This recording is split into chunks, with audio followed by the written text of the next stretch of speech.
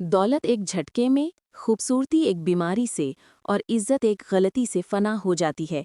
इसलिए इन तीनों चीज़ों पर कभी तकब्बुर ना करें। अगर लोग आपको कबूल नहीं करते तो मायूस ना हो, क्योंकि लोग अक्सर वो चीज़ें छोड़ देते हैं जिनकी कीमत वो नहीं दे सकते। अपनी बेइज्जती का जवाब इज्जत से दें, ताकि सामने वाला खुद ही शर्मिंदा हो जाए।